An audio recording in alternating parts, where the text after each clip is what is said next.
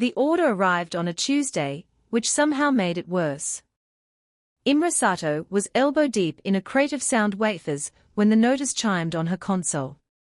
She was 34 years old, small and quick-handed, with ink stains on her sleeves that never quite washed out.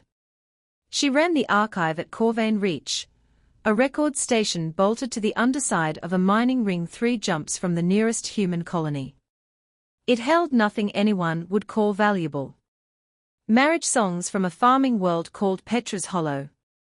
Grief chants from a fishing settlement that didn't exist anymore. Children's counting games passed down by 4 generations of miners who had never once been asked what mattered to them, until Imra asked. The mining ring turned slowly beneath a dead brown gas giant, and Corvain Reach hung off its underside like an afterthought, a cluster of pressurized modules bolted together over 3 decades by people who had never expected anyone important to visit. There was a market corridor that smelled permanently of recycled coffee and machine grease. There was a chapel that served 4 different faiths on a rotating schedule because nobody had ever bothered to build 4 separate rooms. And there was the archive, tucked behind the water reclamation plant because nobody, in 40 years, had considered it worth a better location. Imra had grown up 3 decks below it, the daughter of a hull inspector and a woman who mended nets for the fishing crews that worked the ring's ice harvesters. She had come to the archive at 19, half by accident, looking for records of a grandfather she'd never met, and had never quite managed to leave. Dobrinka liked to say that the archive collected people the same patient way it collected everything else, a little at a time, without asking permission, until one day you looked up and realized you belonged to it more than it belonged to you. She read the notice twice before she understood it. By order of the Arsuary Compact, Regional Harmonization Directive 41, all recorded histories, oral or written, physical or digital, currently held at Corvain Reach, are to be surrendered for processing within 7 standard days. Non-compliance will be treated as concealment. Concealment. As if memory were contraband. They want the wafers, she said out loud, to no one, because Dobrinka had stepped out for tea and the archive was otherwise empty except for the soft tick of the cooling vents. Dobrinka Ieyasu had built this place 40 years ago, back when the Compact still let small stations like Corvain Reach keep their own records, for administrative convenience. Dobrinka came back in with 2 cups and found Imra staring at the console like it had bitten her. "They've done a sweep before," Dobrinka said, reading over her shoulder. She was 71, silver-haired, unbothered in the particular way of someone who had survived several things already. Every 20 years or so. They call it harmonization. They take the old grievances, they process them, they hand back something smoother. Cleaner. Usually it's the smaller settlements they visit. Places without much fight left in them. And Corvain Reach. We're smaller than most. Imra didn't like the flatness in her mentor's voice. What do they actually do with what they take? Dobrinka set down her tea.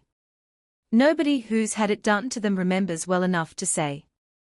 That night, an enforcement skiff dropped out of the ring's shadow without announcing itself, which was its own kind of announcement. It didn't fire on the station. It didn't need to.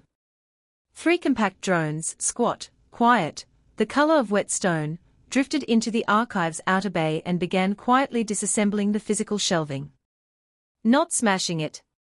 Disassembling it, methodically, like tidying a room that had been left in disorder for too long. Imra stood in the doorway with her heart hammering and said the only thing she could think to say. "You have 7 days." The notice said 7 days. The lead drone's vocal grill clicked and produced a voice with no inflection at all. "A courtesy inspection. Compliance is noted favorably." They took 40 wafers before they left. Marriage songs from Petra's Hollow, mostly. Dobrinka didn't sleep that night. Neither did Imra. She sat at her console and copied everything else she could reach onto anything that wasn't networked, old data cores. A stack of physical notebooks she hadn't used since school, the backs of her own hands in grease pencil until her skin ran out of room. She didn't know yet that this was the correct instinct. She only knew that losing things felt like a kind of dying, and she had spent her whole professional life trying to keep small, unimportant deaths from happening to people who couldn't fight back. Somewhere around midnight, her hands cramping from grease pencil, she stopped and looked at what she'd made, pages of names and dates and half-remembered melodies, scrawled across notebook paper, in handwriting that grew steadily worse as the night wore on. It looked, she thought, like nothing anyone would ever call a proper archive. It looked like clutter. It looked like the kind of thing a compact inspector would glance at and dismiss without a second thought. She did not yet understand that this was exactly why it might survive. In the morning, Imra walked the outer ring the way she did most mornings, past the hydroponics bay where old Bashir grew peppers nobody else on the station could stand to eat, past the schoolroom where 6 children were already lined up waiting for the door to open. She stopped, out of habit, to listen to them arguing over whose turn it was to hold the good chalk. It struck her, walking past, how small all of it was. A schoolroom. A pepper garden. A box of songs from a fishing village that had drowned under its own ice 60 years ago. None of it would matter to anyone who hadn't lived it. That was, she thought, exactly why it mattered so much that someone did. She found Bashir in the hydroponics bay, elbow deep in soil the color of rust, and told him about the notice because she didn't yet know who else to tell. "They took things from my grandmother's world once," Bashir said, without looking up from his work. He was 78, and had the kind of quiet that came from having already survived one loss he didn't talk about. Harmonization, they called it even then. She used to say they were very polite about it. Polite like a doctor telling you they have to take the leg to save the rest of you. Did it work? The taking. She forgot her mother's face within 5 years. She never forgot that she'd forgotten it, though. That's the cruelty of it, girl. They don't take the grief. They just take what the grief was about. He straightened, wiped his hands on his apron, and looked at her properly for the first time. "You're frightened."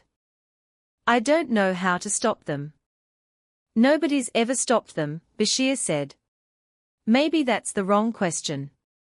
Maybe the question is how you make sure it doesn't matter whether you stop them or not." She didn't understand what he meant. Not yet. She carried the words with her anyway, the way she carried everything, filed away for later use, because that was simply how her mind had always worked, long before there was a compact order to justify it. That evening, after the drones had gone and Dobrenka had finally gone quiet over her cooling tea, Imra sat alone in the archive hall and ran her fingers along the gaps in the shelving where 40 wafers used to sit. The gaps looked, she thought, like missing teeth. Like the room itself had been hurt somewhere it couldn't point to. 3 jumps away, on New Halstead, humanity's largest colony world, the same notice had gone out to 11 other archive stations. All of them run by humans. All of them, as it happened, unusually thorough.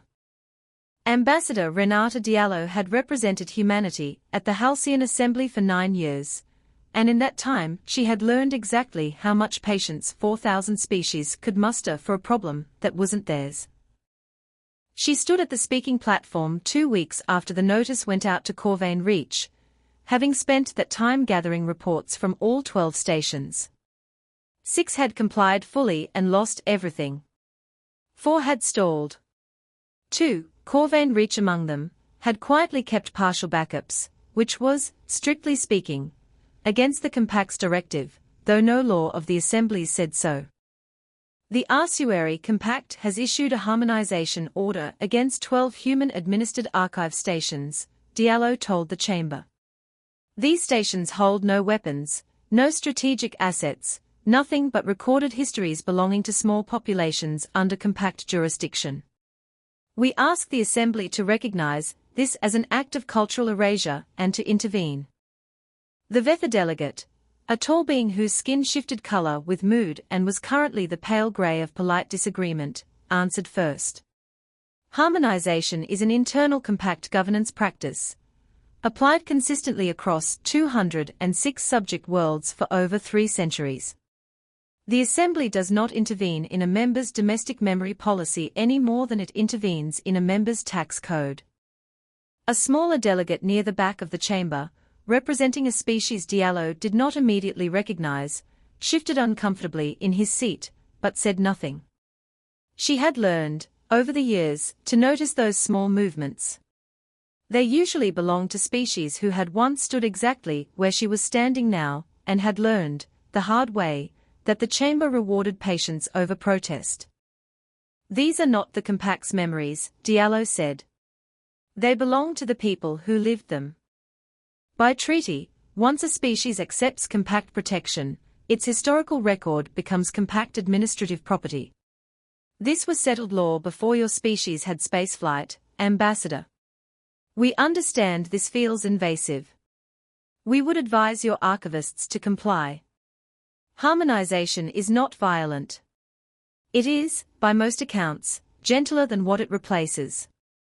Then why, Diallo asked, does it need to take everything to be gentle? Nobody answered that. A few delegates looked faintly uncomfortable, in the manner of people who had asked the same question once, a long time ago, and stopped asking. Diallo thanked the chamber and stepped down. She did not raise her voice. She had learned, in 9 years, that raising your voice in that chamber only confirmed what everyone already suspected about young species, that they hadn't yet learned to lose gracefully. She sent one message back to Earth that night. It read, "They will not help us keep what's ours. We will have to decide for ourselves what compliance means." She stayed in the chamber a while longer than usual that evening, watching the Assembly move on to its next order of business. A trade dispute between 2 shipping consortia, argued with far more urgency than anything she had just presented. It was not cruelty, she had come to understand over 9 years.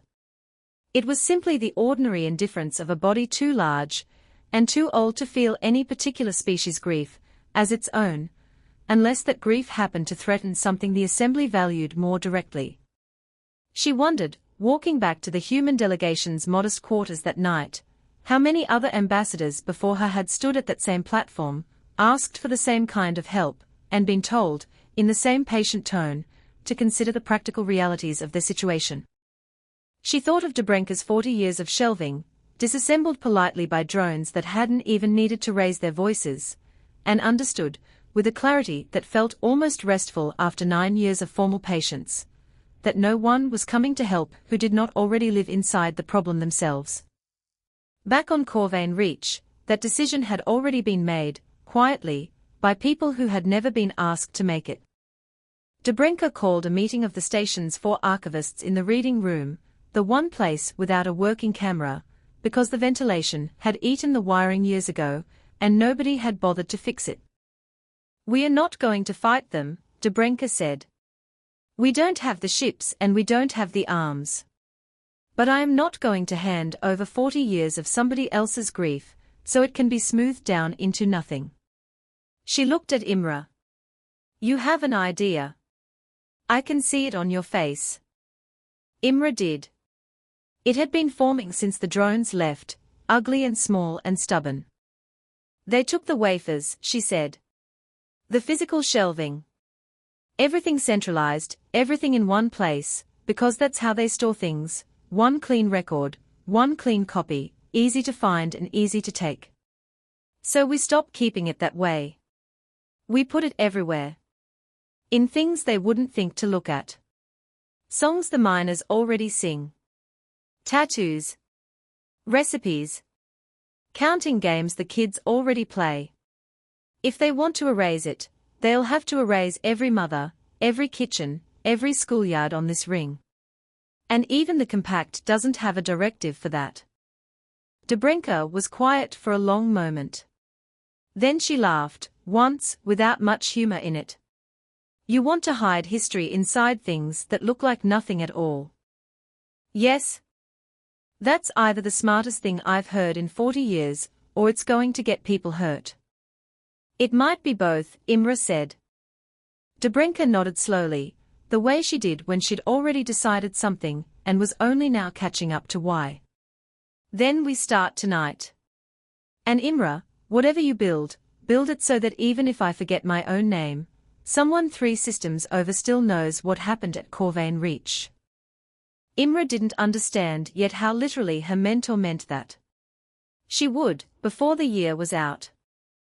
That week, she wrote a new counting rhyme for the miners' children, 9 lines, 9 stones, a game where you passed a pebble hand to hand around a circle while you sang. It sounded like nonsense. It sounded like every counting rhyme children have ever sung to pass the time. Buried inside its rhythm, in a code only she and Dobrinka understood, were the names of every family that had lived on Petra's Hollow before its marriage songs were taken, and the exact shelf number, on a station 3 jumps away, where a second, secret copy of everything else still sat, waiting. She called it the 9 stones. She taught it to 6 children on a supply run, and told them it was just a game. It was the first lie she told for a good reason, and it would not be the last. The children learned it faster than she expected. That was the part that surprised her most in the beginning, how little persuasion a good rhyme actually needed. She sat them in a circle in the schoolroom, passed a smooth grey pebble from hand to hand, and sang the first verse twice before a girl named Petra Ilsa, who was 7 and missing her front teeth, picked it up entirely on her own and sang it back note for note. Again, Petra said, delighted, the way children are delighted by anything that feels like a secret shared just for them. Again, Imra agreed, and did not let herself think too hard about what she was doing, because if she thought about it too hard she would have to admit she was arming 7-year-olds with a stranger's grief, and calling it a game. Dobrinka found her teaching it a second time, 3 days later, and watched from the doorway without interrupting until the children had gone home for supper. You didn't tell me you'd already started, Dobrinka said. I didn't want you to have to lie about it if they ask you directly. That's not why. Imra didn't answer right away. She sat down on one of the small schoolroom chairs, too low for her knees, and looked at her hands. I didn't want you to tell me it was too much too fast. I think it's the only thing that might work, and I think if you told me to slow down, I'd listen to you, and I don't think we have time to listen to anyone right now. Dobrinka was quiet for a long moment. Then she sat down across from her, on a chair just as small, knees jutting up awkwardly, and said, then teach me the second verse. If I'm going to lie to compact inspectors with a straight face, I'd rather not have to fake the tune. They practiced it together that night, an old woman and a younger one, sitting in child-sized chairs, singing nonsense about 9 stones until it stopped feeling strange in their mouths and started feeling, instead, like something they had always known. The thing about the ossuary compact, which Ulla Kest had known for most of her professional life, and had never once said out loud, was that harmonization did not erase memory the way people assumed.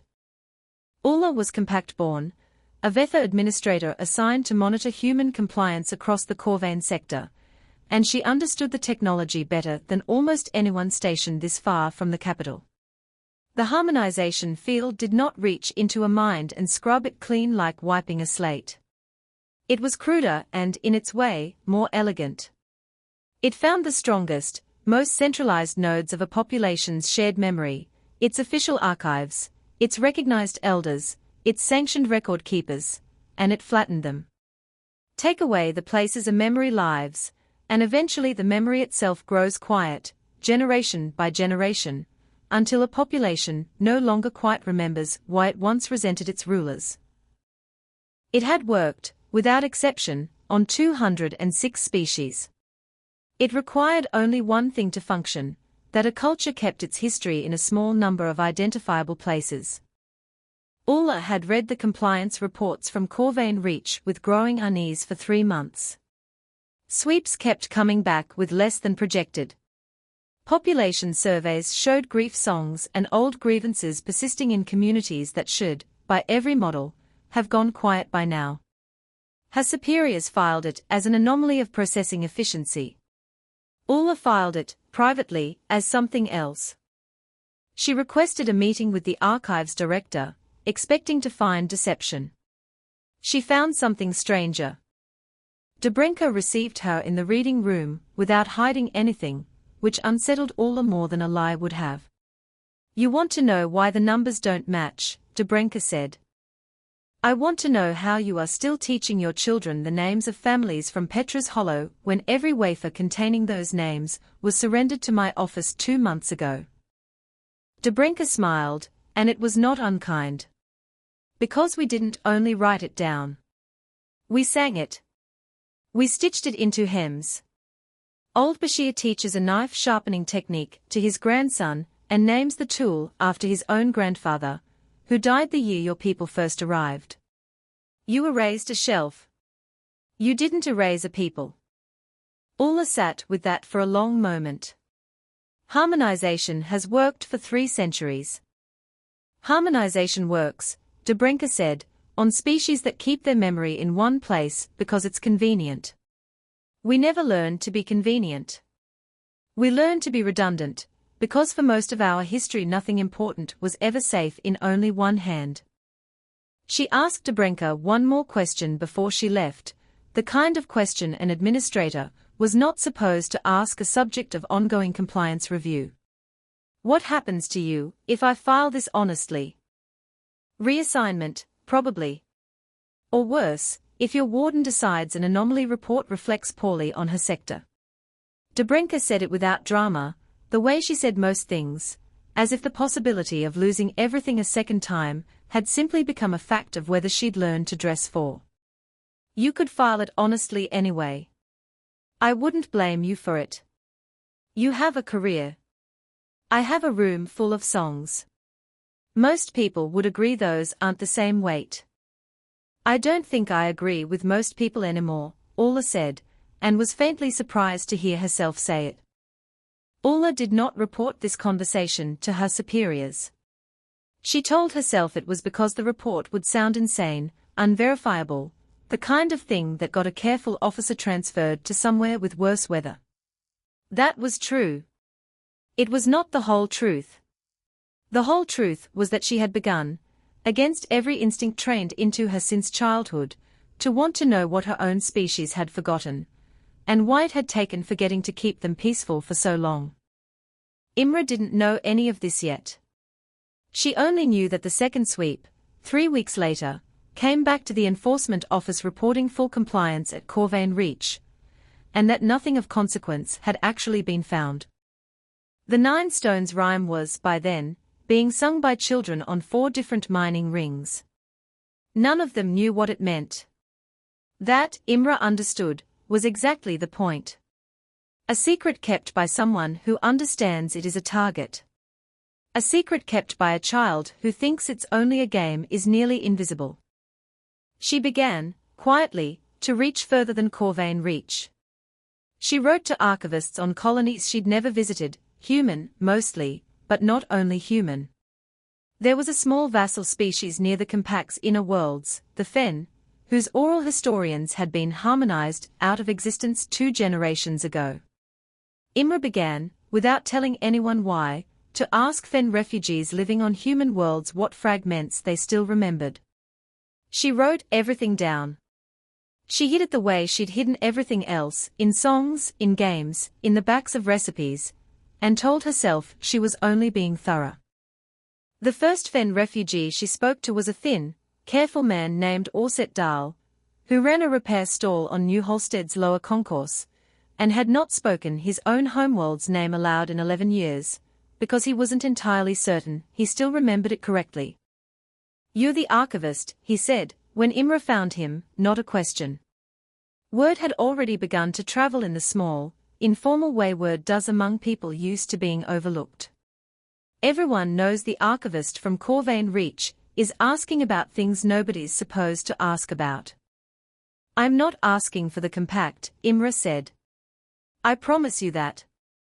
Orset studied her for a long moment, the way a man studies a stranger who has offered him something he has learned, painfully, not to trust. "My grandmother used to hum a morning song.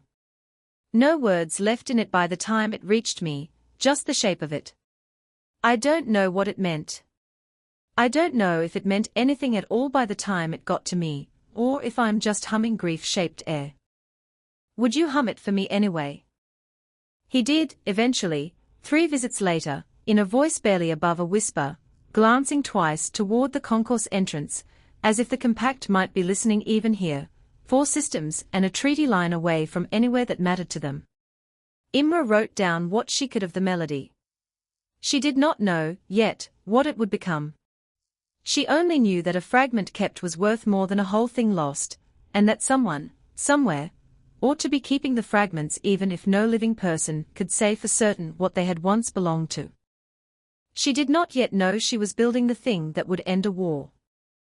By the 4th month, what had started as one stubborn archivist's idea had become something with its own shape, though no one had planned it that way. Imra called it, in her own head, the Chorus of Keepers, though it had no headquarters and no leader, and no single document anywhere describing what it was. It was a counting rhyme on Corvain Reach. It was a knife-naming tradition on a farming moon 3 jumps out. It was a recipe on New Halstead that called for a pinch of Aunt Lawyer's patience, which meant nothing to the compact's linguistic analyzers, and meant everything to the family that had fled a harmonized world 2 generations back, because Aunt Lawyer's actual name had been erased from every official record and this was the only place left that still held it. It worked because it looked like nothing. That was its whole design. A culture built to survive with almost nothing else going for it had, over centuries of small hardships that had nothing to do with the compact at all, already built the perfect defense against an empire whose single weapon was centralized erasure. Nobody had built it on purpose. Imra had simply noticed it was already there, and pointed it, carefully, at the one place it might matter. Ulla Kest requested a transfer that never came through, because her request itself had to pass through an office that processed transfers using compact record systems, and Ulla found herself, for reasons she did not examine too closely, quietly slow to file it a second time. Instead she came back to Corvain Reach, off the record, twice more. The second time, she brought something with her, a data fragment she should not have had access to, recovered from a decommissioned harmonization unit that had once served the Fen homeworld before its subjugation was complete.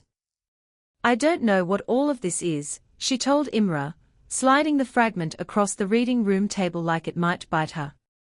It's corrupted. It's old. It's the kind of thing that gets an officer executed for retaining. I think it might be some of what harmonization took from the Fen before I was even born. Imra stared at it. Why bring it to me? Because you're the only person I've met who seems to think broken, scattered pieces are worth keeping instead of throwing away. Ulla's grill shifted in what might, on a human, have been something like shame. My people did this. Not just to you. To 200 worlds. I have spent my whole career administering the machine that did it, and I did not ask what it cost until I watched you refuse to let it happen to 40 families and a box of songs. Imra did not know what to say to that, so she said the true thing instead. Then help me keep it. Not fix it. Not explain it. Just keep it safe until someone who needs it can use it. They spent 6 nights reconstructing what they could of the fragment. It was partial, damaged, full of gaps, names half-formed, a funeral rite with no ending, a word for grief that no living Fen had spoken aloud in decades. It was not enough to give a people back their history whole. It was enough, Imra thought, to prove that the history had existed at all, which was sometimes the harder thing to lose. She hid the reconstructed fragment the same way she hid everything else. She wove it, this time, into the 9 stones rhyme itself, extending it by 3 lines that sounded like nonsense even to the children who sang them. Somewhere, quietly, in a game passed hand to hand around a circle, the beginning of a murdered people's memory sat waiting for someone who would know what it meant. She wrote to Orset Dahl one more time before winter, not to ask him for anything further, but to tell him, plainly, what had become of the fragment of song he'd trusted her with. She did not know if it would ever be complete. She told him only that it was safe, that it was being kept the way everything at Corvain Reach was kept now, scattered, redundant, hidden inside something that looked like nothing at all. And that if his people ever wanted it back, whole or in pieces, it would be waiting. His reply was short. I did not think anyone outside my own people would ever care enough to keep it properly. Thank you for proving me wrong about that, even if nothing else about this year turns out well. She read it twice, folded it into her coat pocket instead of her data core, and did not tell anyone, not even Dobrenka, how much that single line had cost her to read without weeping. She did not tell Dobrenka everything. She told herself this was caution. It was, in part. It was also the first time she had begun to understand that what she was building had outgrown any one person's ability to carry it, including her own. Ulla began coming to Corvain Reach more often than her duty roster strictly allowed, and each time she came, she brought something small. A maintenance log she'd flagged as routine and buried, a scrap of a compact linguistic paper on redundancy in pre-industrial cultures that had been quietly suppressed decades ago because someone, once, had come close to noticing exactly what Imra now understood. She never called what she was doing treason, even to herself. She called it, when she let herself think about it at all, paying attention properly for the first time in her career. You could be executed for half of what you've brought me, Imra told her, on the 6th visit, turning the suppressed paper over in her hands. I know. Why do it, then? Ulla was quiet for a moment, her vocal grill clicking softly the way it did when she was choosing words carefully. When I was young, my mother used to tell me that our people had always been peaceful. That harmonization was proof of it, that we had found a way to rule 200 worlds with almost no bloodshed at all, compared to what conquest usually costs. I believed her. I think most of us still do. She looked at the reconstructed fragment on the table between them, the funeral rite with no ending. I would like to know if that's true, or if it's just the thing we tell ourselves because we've forgotten how to ask. Imra didn't have an answer for that.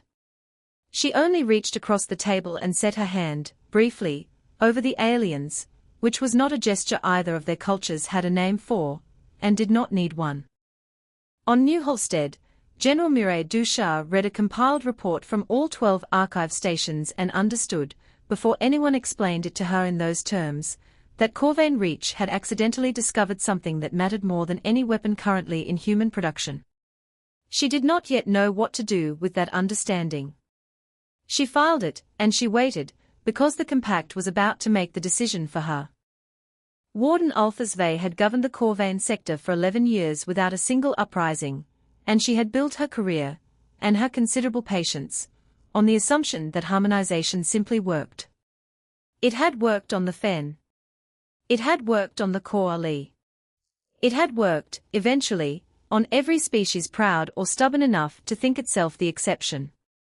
The anomaly reports from Corvain Reach had been sitting on her desk for months, filed under processing inefficiency, until the day a routine harmonization sweep of a human farming moon returned an almost impossible result, full field saturation, and afterward, within 4 days, near complete recovery of the exact memories the field was designed to erase. Alphas ordered a full saturation test on the moon itself, unannounced, overriding every human legal protection the compact's own treaties supposedly guaranteed. It was, by any reasonable measure, an act of war. She did not think of it that way. She thought of it as diagnostics. The harmonization field went up over the farming settlement at dawn. It was not visible. It did not hurt. Residents described only a faint pressure behind the eyes, a strange blankness, like trying to remember a word on the tip of the tongue and finding nothing there. Within an hour, official records of the settlement's founding families, its old grievances against the compact, its songs, everything centralized, everything catalogued, went soft and unreliable, exactly as designed. By evening, an old woman named Grandmother Yuan sat down with the settlement's children, as she did most evenings, and began the counting game they all already knew. 9 stones. 9 lines. She did not know, consciously, that she was reciting names the compacts field had just tried to erase.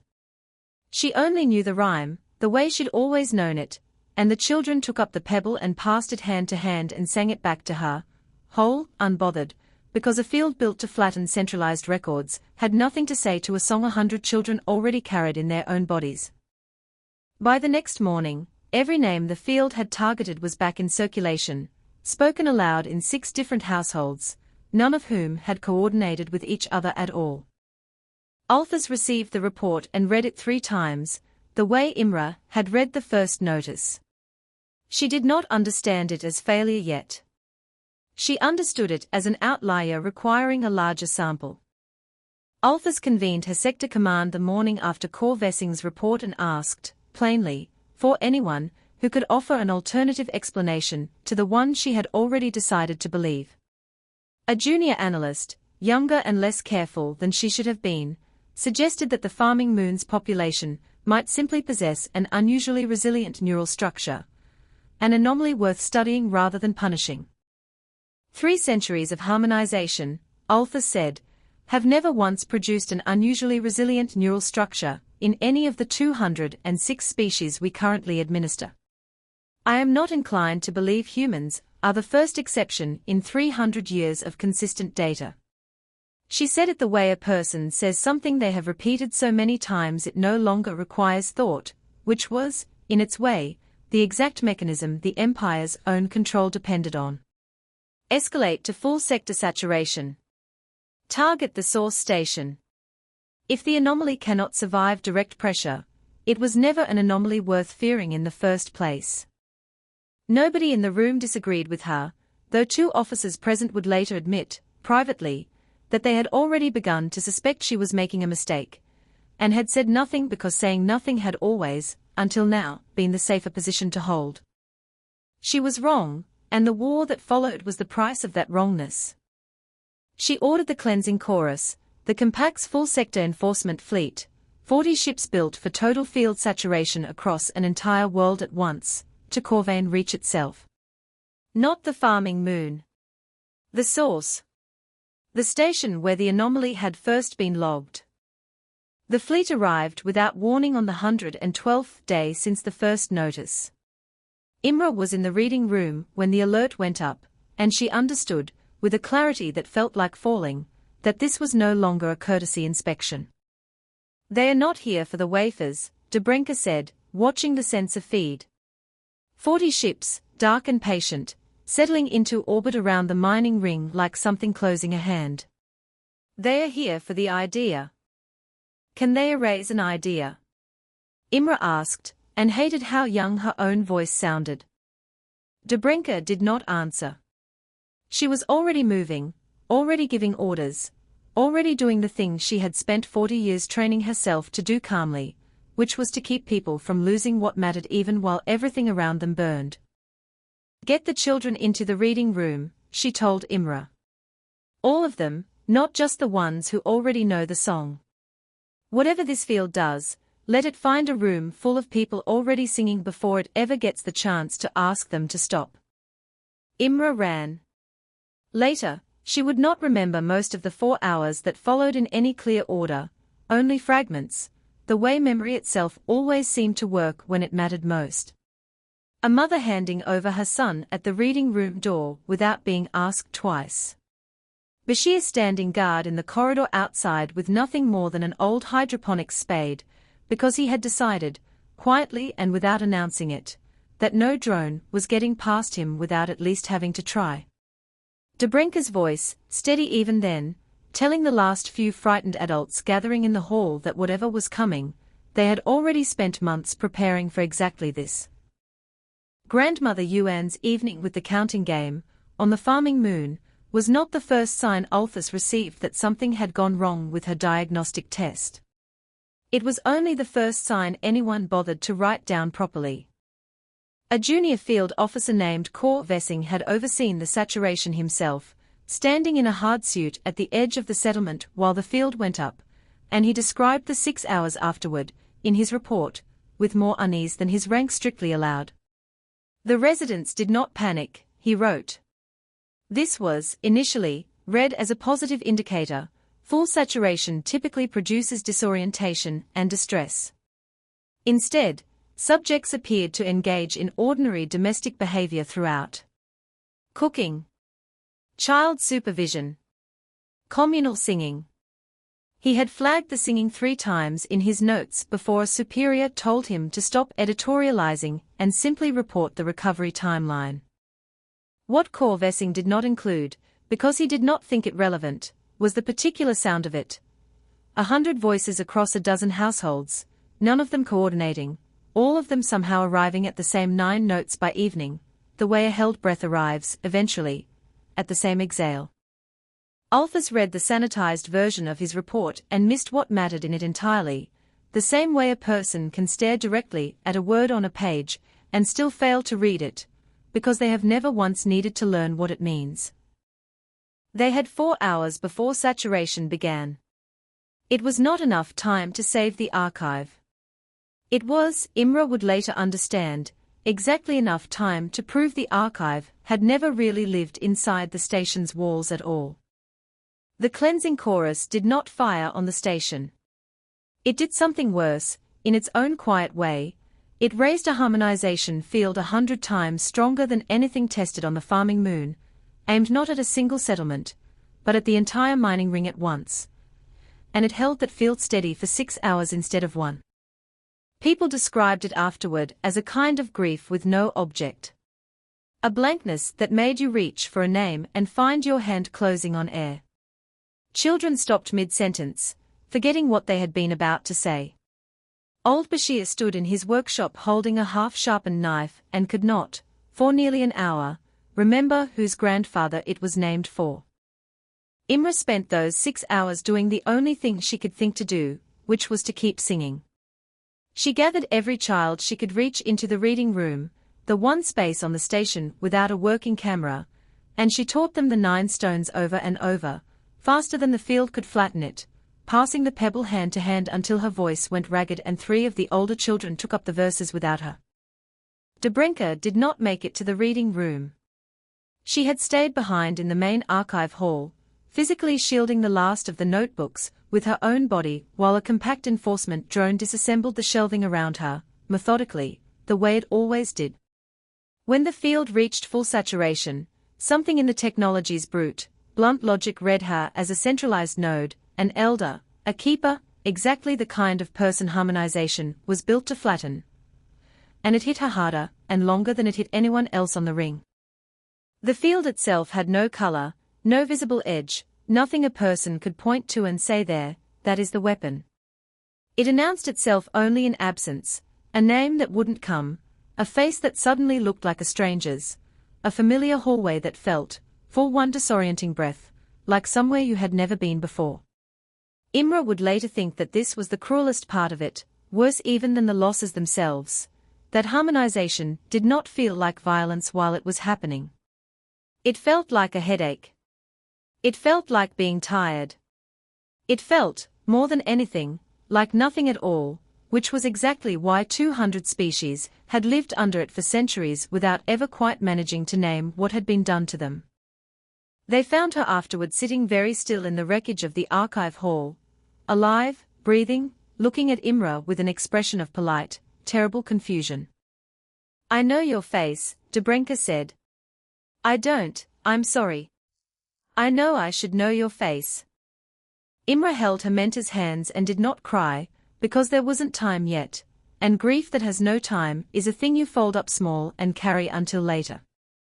Ulla Kest had been aboard the Cleansing Chorus's command ship when the order to saturate came down, and she had spent 6 hours doing the only thing available to a single mid-level administrator, who could not stop a fleet, quietly routing partial shielding to the reading room's life support conduits, an act that would have gotten her executed if traced, and which she did not do out of strategy, but because she had held that reconstructed Fen fragment in her own hands and could not make herself help erase another one.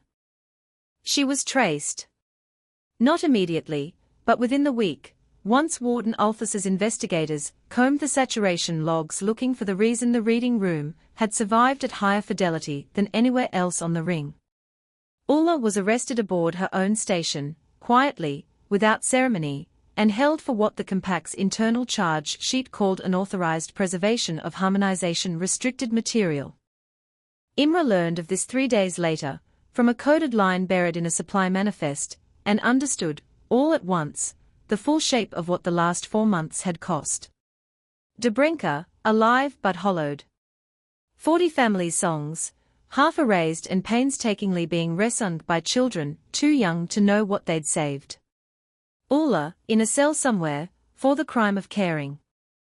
Bashir found her there, well past the hour the ring's lights dimmed for its artificial night, and sat down beside her without asking permission, the way old men, who have outlived several griefs of their own sometimes do. He didn't offer comfort.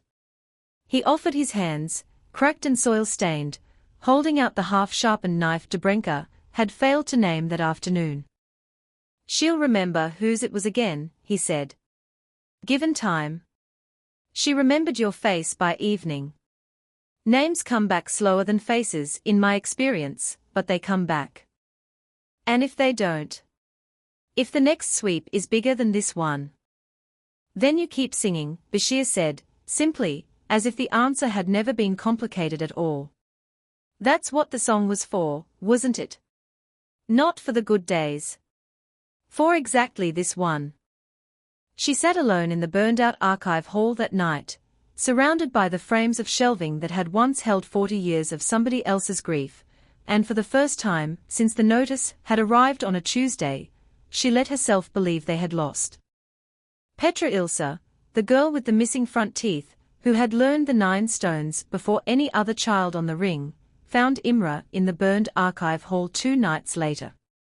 She was 9 now, her adult teeth mostly grown in, and she stood in the doorway for a long moment before she spoke. "Miss Dobrinka forgot my name," she said. "Yesterday. She looked right at me and she couldn't remember it." "I know," Imra said. "I'm sorry. I sang her the song. The 9 stones one." She remembered by the end of it. Petra came further into the room, stepping carefully around the broken shelving. "I didn't know it was for that. I thought it was just a game." It was always both. Petra considered this with the particular gravity children reserve for the moment they first understand that adults have been carrying something heavy in front of them the whole time, disguised as something light. "Is that why you taught it to us? Because you knew this would happen?" "I hoped it would help if something like this happened. I didn't know for certain." Imra sat down on an overturned crate, suddenly and completely tired in a way that had nothing to do with sleep. "I'm sorry I didn't tell you what it really was." "I'm not," Petra said, with the blunt honesty of the very young. "If you'd told me, I might have been too scared to sing it right." She sat down next to Imra on the crate, small and solemn. "Can you teach me the new part? The one you added with the alien lady? I heard Bashir say there's more verses now." Imra looked at her for a long moment, this child who had carried a stranger's grief inside a game for 2 years without knowing it, and felt something that was not quite hope, but stood close enough to it to borrow its shape. "Yes," she said. "I can teach you the new part." It did not last. It could not, because the 9 stones was still being sung on 4 mining rings and a farming moon, by children who did not know what they carried and could not, therefore, be made to forget it on purpose. Somewhere in that stubborn, accidental redundancy, the thing Imra had built was already doing what nothing centralized could ever do again. It was surviving in too many places at once to be found. General Mireille Duchar had spent the war's 5th month building something she privately called the Anchor Engine, though its official designation on the requisition forms was considerably less poetic. It was Dr. Carvey Ashworth's design, built from principles Imra's reports had made possible without either woman ever meeting, a field stabilization device that did not erase harmonization fields outright, but instead anchored a population's memory across enough redundant channels, fast enough, that no single saturation event could flatten it completely. It was, in essence, an engineered version of what a counting rhyme had already been doing by accident for months. The first field test nearly failed.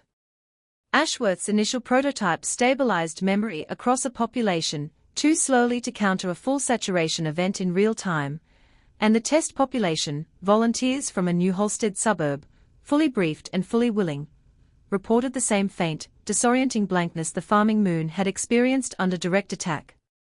Ashworth spent 11 sleepless days rebuilding the device's core relay after reading, almost by accident, one of IMRA's early reports on the 9 stones, specifically the observation that redundancy only worked if it was distributed before the pressure arrived, never assembled afterward in response to it. "It's not about strength," Ashworth told her team, tearing the schematics apart and starting over. "We've been building this like a wall. It needs to work like the rhyme does. It needs to already be everywhere, quietly, before anyone tries to take it down." The second prototype worked on the first real test. "It won't win the war by itself," Ashworth told Ducharme at the first successful field test. "It's not a weapon. It just makes sure nobody can be made to forget on purpose, at scale, ever again." "That might be the most dangerous weapon we've ever built," Ducharme said, and she did not mean it unkindly. They deployed it first to the farming moon that had survived the initial saturation test, then to Corvain Reach itself, where Imra stood in the rebuilt reading room and felt something in the air change, not comfort exactly, but a kind of settling, like a held breath finally released. Dobrinka's memory did not come back all at once. It came back the way most things worth having come back, in pieces, prompted by a song, a smell, a child's face she'd taught to count with 9 stones. Within a month she remembered Imra's name again. Within 2, she remembered why the archive had mattered enough to nearly die protecting it. She never fully recovered the 6 hours of the saturation itself, and she told Imra, once, that she had decided not to grieve that gap, because some things were allowed to stay lost if what mattered around them survived. The anchor engine's real power showed itself somewhere no one had planned for. Deployed along the border of Fen refugee settlements on human worlds, it did something the device wasn't explicitly built to do. It let the reconstructed fragment Imra and Ulla had rebuilt from a decommissioned harmonization unit finally take root in minds that could hold it without the field tearing it back out again. Fen refugees who had grown up with only fragments of a homeworld's history, a funeral rite with no ending, a word for grief no one alive had spoken, found those fragments settling into something whole for the first time in 2 generations. It did not stop there. Word of a working counter-technology spread the way the 9 stones had spread, through channels too small and too numerous for the compact to trace or silence. On 3 vassal worlds, populations whose historical grievances had been quietly flattened for over a century began, in small pockets, remembering exactly why they had once resented their rulers. Not all at once. Not everywhere. But enough, in enough places, that the compact central assumption that a population without organized memory could not organize resistance stopped being reliably true. Warden Althersve watched the reports come in from 3 sectors at once and understood, this time without needing a 4th confirming data point, that Harmonization's 3 centuries of unbroken success had ended, and that it had ended not because humanity had built a better weapon, but because it had refused, in 10,000 small and mostly accidental ways, to keep its memory in only one place. On the Fen resettlement concourse, Orset Dahl stood at his repair stall the evening the anchor engine's field passed overhead, humming its faint, harmless static into the air, and felt something shift in his chest that he did not have words for at first. He closed his stall early.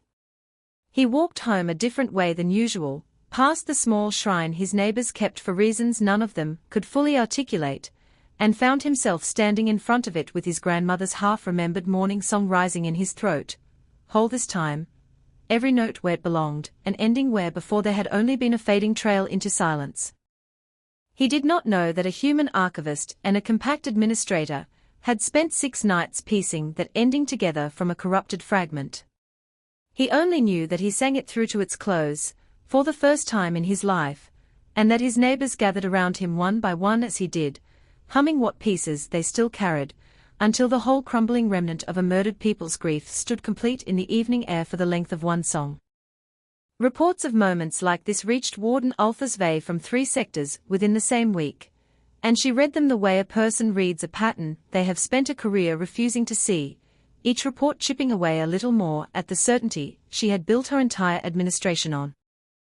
She requested Ulla Kest's file be brought to her personally, intending to make an example of the officer's failure. She read the recovered fragment Ulla had smuggled, the funeral rite with no ending, the Fen word for grief, and found, halfway through, that she recognized it. Not from any compact record. From something older and more private than that, something that had no business surviving 3 centuries of her own species' careful, deliberate forgetting. The thing Warden Alphys Vey had never told anyone, because she had genuinely forgotten it herself until that afternoon, was that the ossuary compact had not always been the compact. Before harmonization was a weapon used against 200 subject species, it had been a mercy her own ancestors invented for themselves, in the aftermath of a civil war so total and so shameful that the survivors had chosen, collectively, to forget it rather than carry it forward. The funeral rite, with no ending in Ulla's recovered fragment, was not Fen in origin at all. It was older.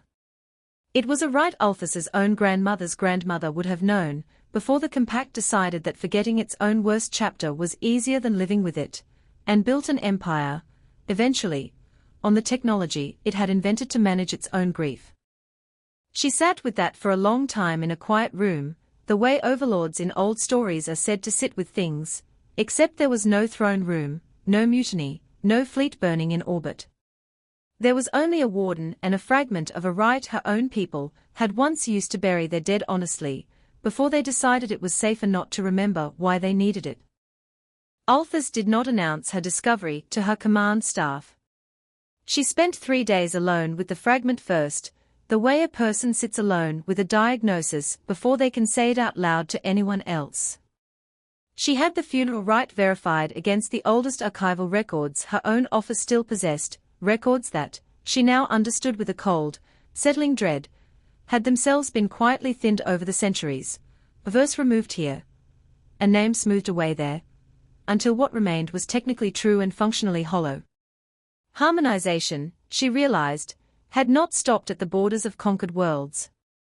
It had simply started there, and worked its way inward, one comfortable omission at a time, until an empire built on managed forgetting had eventually managed to forget why it needed managing at all. She called Ulla Kest's cell directly, which no warden of her rank had any practical reason to do, and asked her one question before ordering her release.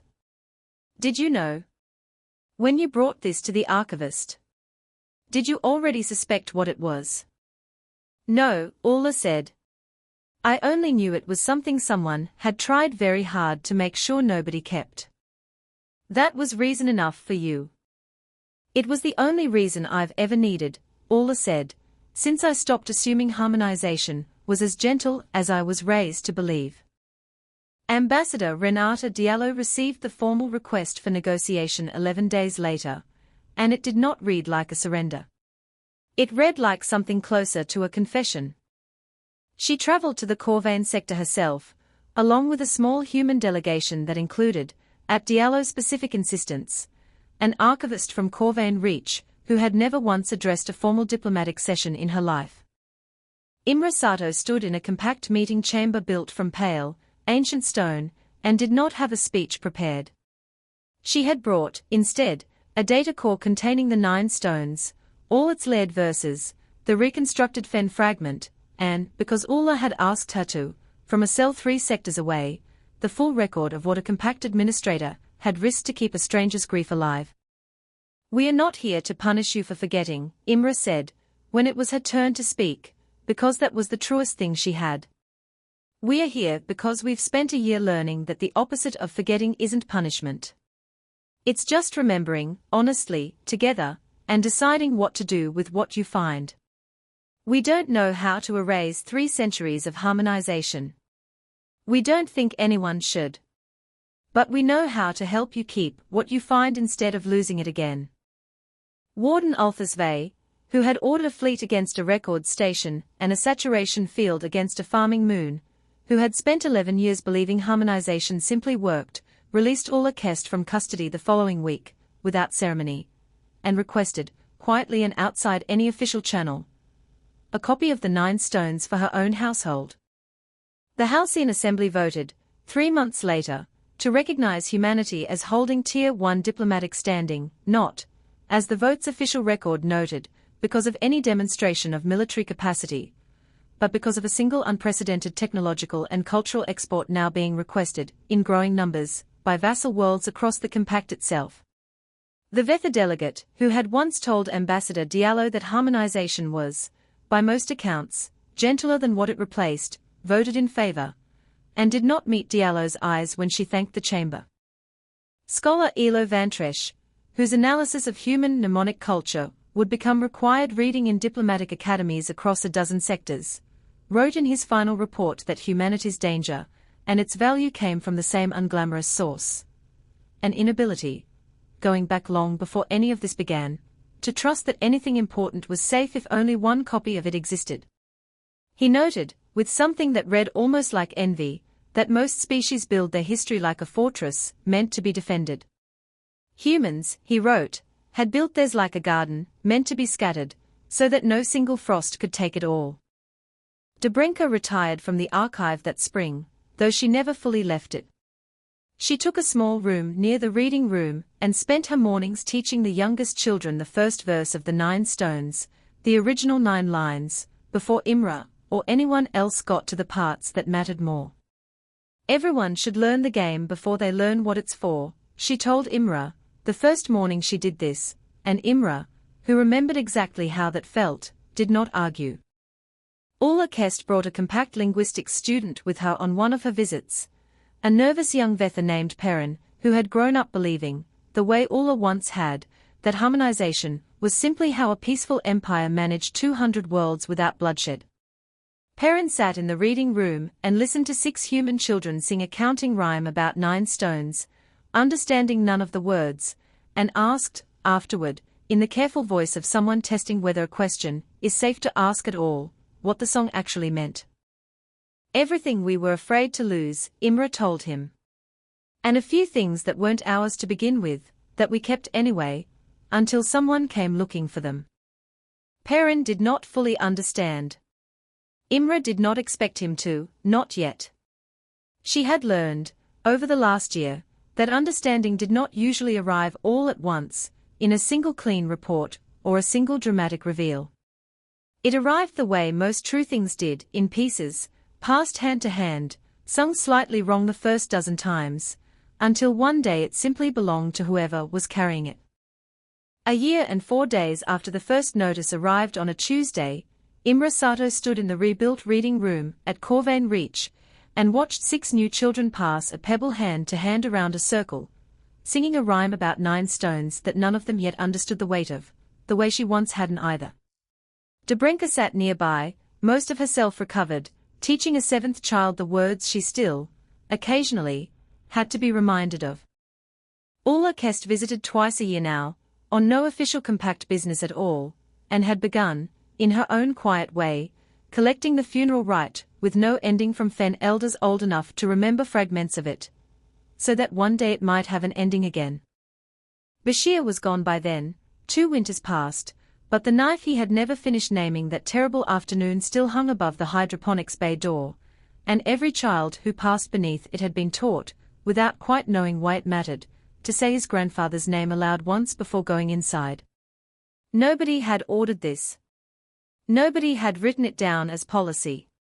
It had simply become the kind of small, unremarkable thing a people do without noticing they've decided to do it, which was, Imre had come to understand, the only kind of memory that ever truly survived. Petra Ilsa was 17 now, and had begun, quietly and without being asked, teaching the 9 stones to children on a different mining ring 3 jumps away, adding verses of her own the way Imre once had, for reasons she likely couldn't have explained any better than Imre could have explained her own, all those years ago. Imre watched her go, that final morning, with a data satchel over one shoulder, and a pebble in her coat pocket for the first lesson, and felt something settle in her chest that was not quite pride and not quite grief, but stood somewhere comfortably between the two, the way most things worth feeling eventually did. Imra did not know, that afternoon, whether what they had built would hold for another year or another century.